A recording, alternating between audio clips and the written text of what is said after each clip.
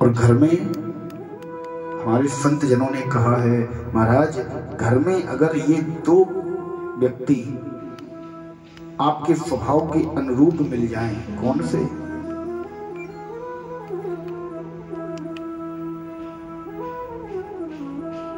अगर आपका पुत्र, आपकी संतान आपके स्वभाव के अनुरूप है, आपकी पत्नी सद्वंती है, सद्गुण संपन्न है, तो समझ लेना आपके घर में स्वर्ग है। हमारे शास्त्रों में भी लिखा है, शास्त्रों के निचोड़ में पता चलता है, बताया गया सबके घर में स्वर्ग और नरक अगर अपने घर में पता करना है ना, तो बड़े सुंदर लक्षण बताए गए। स्वर्ग कहां है? बोले अन्न पुराना घृत नया, अन्न पुराना घृत नया, घर सद्वंती नार, आज्ञाकारी पुत्र हो, स्वर्ग के लक्षण चार। अगर आपके घर में इतनी संपन्नता है कि आपके घर में अन्न पुराने का तात्पर्य कि आपके घर में इतना समर्थ आप हैं, इतने संपन्न हैं कि घर में खाने की कोई कमी नहीं है। घृत नया, गौ माता दरवाजे पर हैं, नया प्रतिदिन नया घी बनता है। नहीं बनता है तो आज के समय में, आज के माहौल के हिसाब से कम दूध की कोई कमी घर में नहीं है। दो लक्षण तो ये। तीसरा लक्षण बोले घर सद्वंती नार। तीसरा लक्षण, घर में अगर सुलक्षणा पत्नी है। और चौथा सबसे बड़ा लक्षण, आज्ञाकारी पुत्र हो, स्वर्ग के लक्षण चार। अगर ये लक्षण आपके घर में घटते हैं, अगर आपकी औलाद, आपके पुत्र, आपकी पुत्री आज्ञाकारी है, घर में आपके अनुसार आपकी बात को मानने वाली पत्नी है और सब प्रकार से संपन्न है, तो समझ लेना आप स्वर्ग में रह रहे हो। और नरक क्या है? मैले कपड़े मैल सिर, घर कलिहार नालायक औलाद हो, नरक के लक्षण चार। घर में इतनी संपन्नता से कोई अर्थ नहीं है। आप इतने आलसी हैं, आप अपने परमात्मा के द्वारा दी हुई इस दिव्य काया क्या ध्यान नहीं रखते हैं, साफ सफाई से नहीं रहते हैं। साफ सफाई से संपन्नता का अर्थात धनवान होने का कोई तात्पर्य नहीं है। आप पर धन की कमी है, आप गरीब हैं, फिर भी सफाई से रह सकते हैं। अगर आप सफाई से नहीं रहते,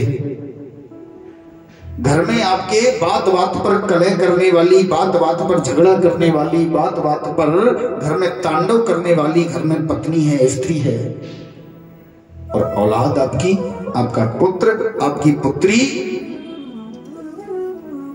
नालायक है, आपकी बात नहीं सुनता, आपका कहना नहीं मानता, आपकी इज्जत नहीं करते, तो समझ लेना आप नरक में वास कर रहे हैं। नरक है आपका घर। महाराज आत्मदेव जी के पास सब कुछ है, सब कुछ। दो ही लक्षण नरक के हैं। पहला, घर में जो स्त्री है, घर में जो इनकी पत्नी है, वो बात बात पर कलह करने वाली है। अगर आत्मदेव जी किसी कार्य के लिए बोले तो उस कार्य के ठीक विपरीत चलने वाली पत्नी है। महाराज, कोई संतान नहीं है, ना पुत्रो ना पुत्री ततश्चिंता तुरो। कोई भी संतान नहीं है, ना कोई पुत्र है ना कोई पुत्री है। एक बार मन बड़ा दुखी हो गया, बहुत दुखी हो गया।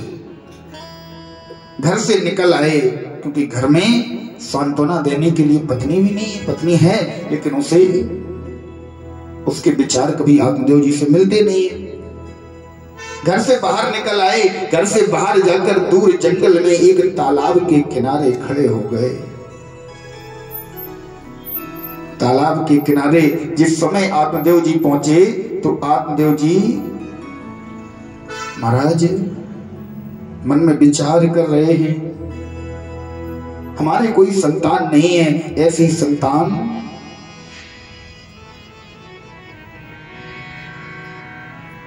देखिए एक विचार मत हो। आत्मदेव जी विचार कर रहे हैं हमारे कोई संतान नहीं है, ऐसे जीवन से अपने जीवन को नष्ट कर देना ही उचित है। आत्महत्या का हृदय में विचार आ रहा है। क्यों? क्योंकि आज संतान नहीं है। आज आत्महत्या करने जा रहे हैं। क्यों? संतान ना होने के कारण। ऐसे ऐसे माँ बाप इस पृथ्वी पर हैं कि जिन्हें संतान का सुख प्राप्त नहीं है, वो दुखी हैं संतान ना होने के कारण। और ऐसे ऐसे माँ बाप भी इस पृथ्वी पर हैं जो संतान होने के कारण दुखी हैं। आज आत्मदेव जी इस वजह से आत्महत्या करने जा रहे हैं कि हमारे कोई संतान नहीं है। हृदय में एक आकांक्षा उठी, एक विचार उठा कि मुझे प्यास लगी है, पिपासा सता रही है। मन में विचार किया, चलो प्यासा को शांत कर कर जल को पीकर इन प्राणों का उत्सर्ग कर देंगे, क्योंकि बिना जल पिए अगर प्राण त्याग दिए तो हमारी आत्मा जल के लिए भटकती रहेगी। तालाब से उंगली में जल भरा, जल को लेकर पीना चाहा, तब तक दूर से एक संत भगवान आते हुए दिखाई दिए। और संत भगवान आते हुए दिख गए, इसका तात्पर्य अब मेरे जीवन में कुछ शुभ होने वाला है। क्योंकि महाराज संतों के दर्शन ऐसे नहीं होते। गोस्वामी बाबा भी सुंदर कांड में बड़ा सुंदर तरीके से वर्णन करते हैं। जिस समय विभीषण जी के सामने हनुमान जी संत वेश में खड़े हैं ना, उस समय विभीषण जी कहते हैं, हे प्रभु अब मोहे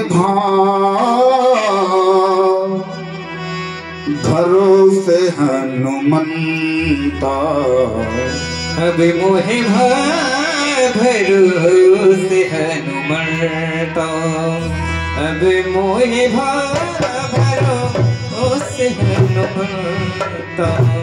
बिनु हरि कृपा मिलै नहीं संता, बिनु मिलै नहीं संता। बिनु हरि कृपा मिलै नहीं संता, बिनु हरि कृपा मिलै नहीं संता।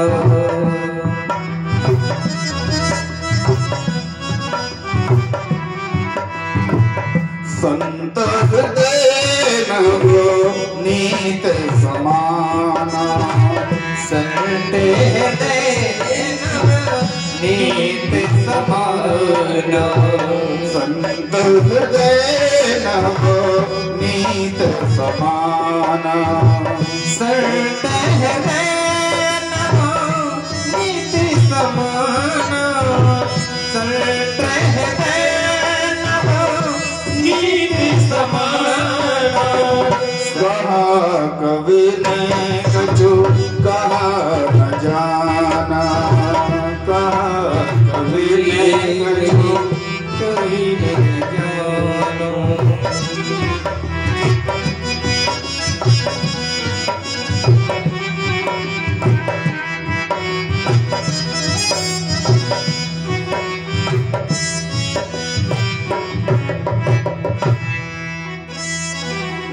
संत का जो हृदय होता है ना महाराज, मक्खन की तरह होता है, मक्खन की तरह। जरा से कष्ट में, जरा सी धूप में, जरा से तापमान में तुरंत पिघल जाता है।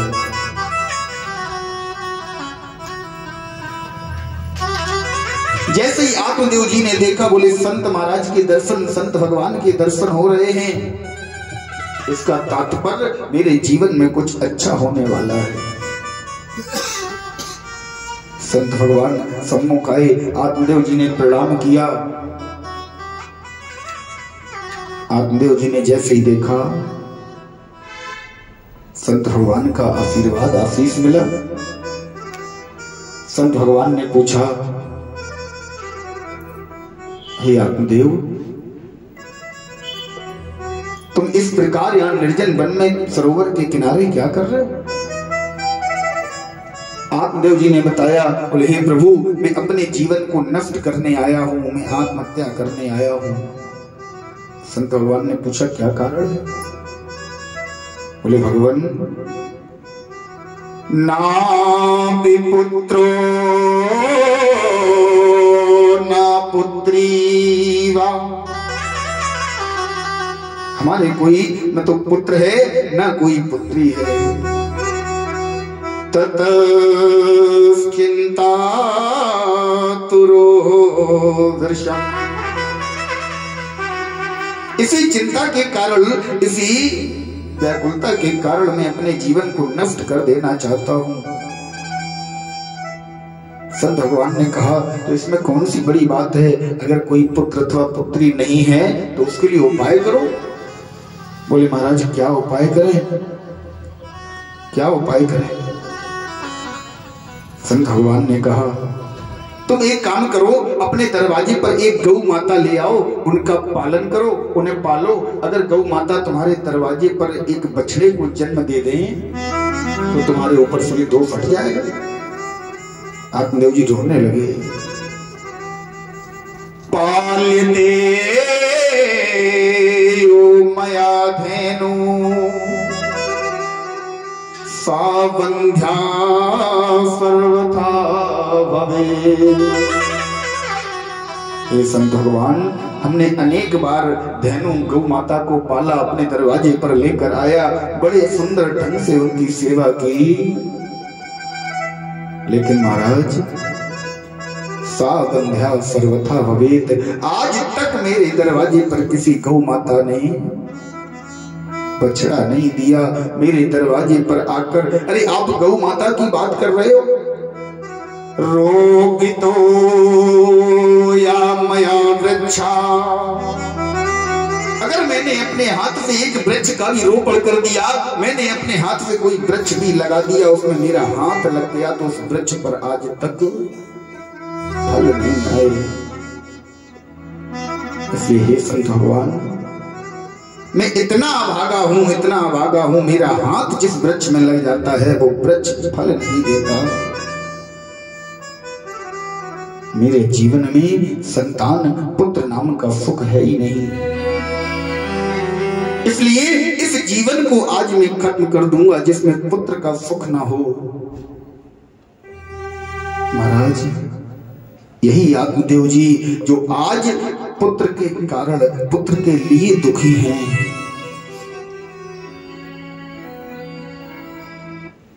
यही आत्मदेव जी आगे चलकर पुत्र की वजह से दुखी होंगे। संत भगवान ने समझाया, बोले तुम्हें पुत्र क्यों चाहिए?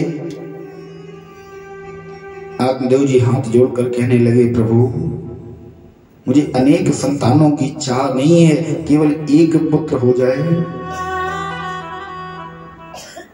कम से कम एक पुत्र ही हो, जिससे ये वंश बढ़े अपना। बोले प्रभु, हमारे बाद हमारे पितरों को कोई तर्पण देने वाला नहीं है, हमारे बाद मेरे वंश को आगे बढ़ाने वाला भी कोई नहीं है। पितरों को भी तर्पण पहुंचे, आगे को नाम बढ़े अपना। हमारे बाद हमारे पितरों को तर्पण कौन देगा, हमारे पितरों को जलांजलि कौन देगा, कौन श्राद्ध करेगा, कौन मेरा नाम आगे बढ़ाएगा। महाराज आत्मदेव जी ने बहुत बार संत भगवान से जब विनय की तो संत भगवान ने जैसे ही आत्मदेव जी के मस्तिष्क पर नजर डाली, आत्मदेव से कहा, आत्मदेव तुम एक जन्म की बात कर रहे हो? 7 जन्मावधि पुत्रो नेव जनेव च। 7 जन्मों तक तुम्हारे कोई संतान नहीं होगी, ये तुम्हें श्राप लगा हुआ है। आत्मदेव जी ने संत भगवान के चरण पकड़ लिए, बोले भगवान फिर तो हमें इस देह का त्याग करना पड़ेगा, मैं अपने प्राणों का उत्सर्ग कर दूंगा। संत भगवान को दया आ गई, तुरंत अपनी झोली में हाथ डाला, एक सुंदर सा फल निकालकर आत्मदेव जी के हाथों में रख दिया। बोले आत्मदेव इस फल को ले जाकर अपनी पत्नी को दे देना, लेकिन शर्त मेरी एक है, तुम्हारी पत्नी इस फल को खाने के बाद, इस फल का पान करने के बाद अगर मेरे बताए हुए नियमों पर चलेगी। कौन से नियम? महाराज नियम बताए संत भगवान ने। सत्यम शौचम दया दानम एक वक्तम तु भोजनम। जिस दिन तुम्हारी पत्नी इस फल का भक्षण कर ले, फल का पान कर ले, उस दिन से तुम्हारी पत्नी अपनी पत्नी से कहना, अपनी भार्या से कहना, सत्यम सत्य को बोले, कभी भी असत्य का सहारा ना ले। शौचम पवित्रता से रहे, दया दया भाव दिखाए, दान जितना हो सके उतना दान करे, और एक वक्तम तु भोजनम, एक वक्त भोजन करे। अब चूंकि इनकी पत्नी है कैसी, बोले आत्मदेव जी ने एक बार जो कह दिया उस बात को कभी माना ही नहीं, आज तक नहीं माना। एक बार एक सज्जन हमारे ब्रज में ही रहते थे, उनकी पत्नी ठीक उनके स्वभाव के विपरीत। अगर सज्जन ने कह दिया, उन भाई साहब ने कह दिया कि जाओ बाजार चली जाओ, तो महाराज चाहे ब्रह्मा जी उतर आए फिर भी वो बाजार नहीं जाएगी। और अगर मना कर दिया कि नहीं बाजार मत जाओ, तो पूरा घर रोके वो बाजार जाकर ही मानेगी। एक बार सारी सखियों ने योजना बनाई कि चलो जमुना जी में स्नान करके आए। ये अपने पति से पूछने गई भाई साहब से कि सारी सखियां जमुना जी में जा रही हैं स्नान करने, हम चले जाएं? तो भाई साहब ने सोचा अगर मना कर देंगे तो ये अवश्य जाएगी, और कह देंगे कि चली जाओ तो कोई भी कहे, कोई भी मनाई जाएगी नहीं। उन्होंने भी कह दिया ऐसा करो मत जाओ।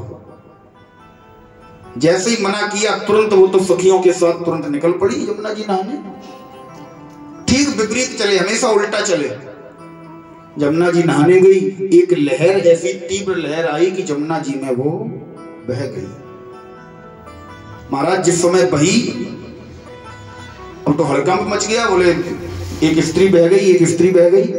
पता किया कौन था, उसके पति को बुलवाया गया, गोताखोरों को भेजा गया। गोताखोर पूरी नदी में, पूरी जमुना जी में आगे तक 2-3-4 किलोमीटर तक ढूंढ के आए, लेकिन वो कहीं नहीं मिली। उनके पतिदेव को बुलाया, बोले आपकी पत्नी तो मिली नहीं।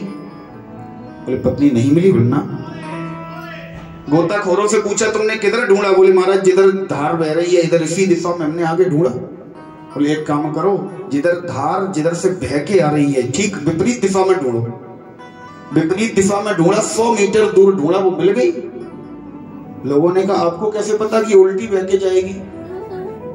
तो सज्जन ने हाथ जोड़े गोताखोरों के, बोले प्रभु जो जीते जी कभी सीधी नहीं चली, मरने के बाद सीधी कैसे चलेगी? उल्टी जाएगी, हमें पता था। तो घर में पत्नी तो ऐसी है ठीक आत्मदेव जी के विपरीत चलने वाली। फल लेकर घर पर आए, फल को पत्नी को दिया। पत्नी से कहा इस फल को तुम खाओ, और इस फल को खाने के बाद संत भगवान के ये 4 नियम हैं, इन नियमों पर तुम्हें चलना पड़ेगा। अब देखिए, पत्नी का स्वभाव है कर्कशा, इसने फल को लाकर रख तो लिया, अब विचार कर रही है। संत भगवान ने कहा सत्यम, बोले सत्य की बात ठीक है, हम मान जाएंगे, सत्य बोलेंगे। शौचम, पवित्रता से रहेंगे। दया, चलो दया भी कर लेंगे। दानम, दान भी कर लेंगे। लेकिन सबसे बड़ी दिक्कत पता है क्या है? एक वक्तम तो भोजनम, एक वक्त का भोजन हमसे नहीं होगा। मन में विचार करने लगी। पहली बात तो ये है कि फल खाने से कहीं संतान की प्राप्ति नहीं होती, और हम मान भी लें कि संत भगवान का आशीर्वाद है, संतान की प्राप्ति हो भी जाएगी, तो लेकिन जो ये 5वां नियम है ना, एक वक्तम तो भोजनम, ये कैसे होगा? सोचने लगी। देवाद घाटी ब्रजेद ग्रामे पलायेद गर्भिणी कथम। देवाद घाटी, कभी ऐसा हुआ कि हमारे नगर में आग लग जाए, कभी नगर में कोई आपदा आ जाए, तो उस समय पलायेद, भागना पड़ेगा। तो गर्भिणी कथम, गर्भिणी स्त्री, गर्भवती स्त्री कैसे भाग पाएगी? अगर आग लग गई तो मुझे जलकर यहीं मर जाना पड़ेगा। दूसरी बात, एक वक्तम तु भोजनम ग्रहणा गृह कार्यम कथम भवे। एक वक्त में भोजन करूंगी, मेरे घर का इतना सारा कार्य है, इस कार्य को कैसे करूंगी? एक वक्त अगर भोजन करने को मिलेगा तो कमजोर हो जाऊंगी, पतली हो जाऊंगी, और जब पतली हो जाऊंगी तो घर का कार्य नहीं होगा। चलो मान लें घर का कार्य भी हो जाएगा। कुतर्क सोच रही है। प्रसूतावस्था पीड़ाया सुकुमारी कथम सहे। हमने माताओं से सुना है कि प्रसूत अवस्था में, प्रसूत काल में अत्यधिक पीड़ा होती है, और मैं तो सुकुमारी हूं, मैं उस पीड़ा को कैसे सहन कर पाऊंगी? चलो मान लिया, एक बार को विचार कर लें कि उस पीड़ा को भी सहन कर लेंगे। लेकिन सबसे बड़ी दिक्कत ये एक और बता रही है। सूत का काले नंदाध्या, सूतक के दौरान जिस समय मेरे बालक का जन्म होगा, उस समय मेरे घर में सूतक होगा, आयोजन किया जाएगा, महोत्सव किया जाएगा, और उस समय मेरे घर में आएगा कौन? नंदाध्या, हमारी नंद आएगी। और कहीं ऐसा ना हो कि हम प्रसूत काल के दौरान सूतक कक्ष में पड़े हों और हमारी नंद बड़ा सा झोला लेकर आए और मोटा मोटा सामान घर का उठा के भाग जाए। फिर एक बात इसने और सोची, फल लागत सिंघनी बांझ भई, फल लागत कदली काटी गई है। सिंघनी, शेरनी अपने पूरे जीवन में केवल एक ही बार मां बन पाती है। केले का वृक्ष, केले के वृक्ष पर एक बार फल आ जाते हैं, उसके बाद उस वृक्ष को काट दिया जाता है। फल लागत बीछी, मादा बिच्छू जिस समय अपने बच्चे को जन्म देती है, उसी के बच्चे उसकी पूरी देह को खा जाते हैं। फल लागत बीछी की जान गई, फल लागत बेला मुरझाई गई है। इन चारों की गति लख करके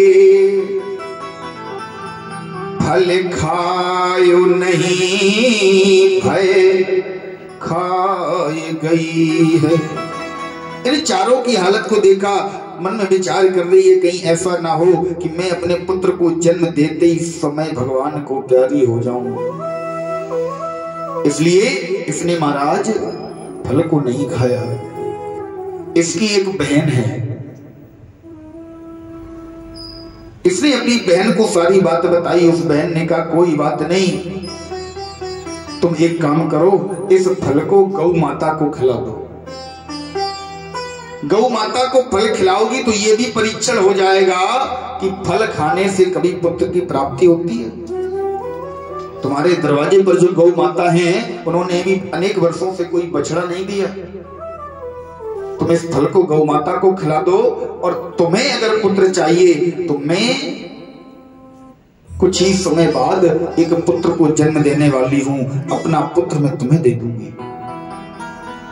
इसने विचार किया ये तो सबसे अच्छा उपाय है, बात तो बन गई। महाराज समय आया, इसने फल गौ माता को खिला दिया। उचित समय के आने पर गौ माता ने एक सुंदर बछड़ा नहीं बालक को जन्म दिया। इसकी बहन ने जैसे ही बालक को जन्म दिया, इसकी बहन उस बालक को चुपचाप इसके पास पहुंचा देती है। आत्मदेव जी घर पर थे नहीं, कहीं बाहर भिक्षाटन के लिए गए थे। जब लौट कर आए, ये बड़ा खुश है, प्रसन्न है। आत्मदेव जी से कहा प्रभु स्वामी, हमारे घर पर अभी तक एक भी संतान नहीं थी, आज देखो दो दो संतानें हैं। एक संतान को मैंने जन्म दिया, और हमारी गौ माता है ना, गौ माता ने भी एक संतान को जन्म दिया है, बालक है। केवल गौ के गर्भ से जन्म लेने के कारण इनके कान जो हैं इस बालक के, वो गौ जैसे हैं, गाय जैसे हैं। महाराज आत्मदेव जी ने जैसे ही दोनों बालकों को देखा, मन में विचार आया नामकरण संस्कार कर दिया जाए।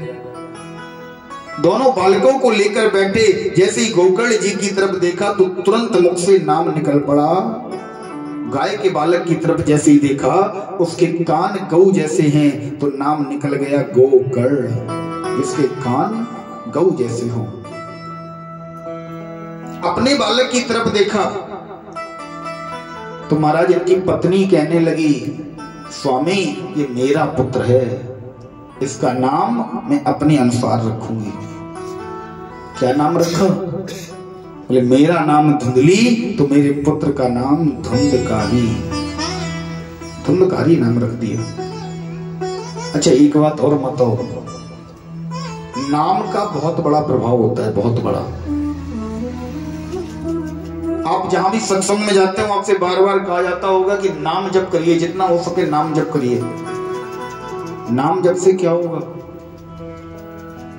बोले महाराज नाम में बहुत बड़ी शक्ति है, बहुत बड़ी। अच्छा एक बात बताओ, विचार करना आप लोग। कोई व्यक्ति सो रहा है, उसका कुछ भी साधारण सा नाम है, कोई भगवान के नाम पर नहीं, साधारण सा बिल्कुल कुछ भी समझ लो। वो व्यक्ति सो रहा है, आप उसे जगाओ उसका नाम लेकर। जब आप नाम लेकर उस व्यक्ति को जगाएंगे तो वो व्यक्ति जो सो रहा है वही जगेगा, दूसरा नहीं। क्यों? क्या सोते समय उसे सुनाई दे रहा है? बताइए, विचार करिए। सोते समय क्या वो सुन पा रहा है? सोते समय नहीं सुनाई देता।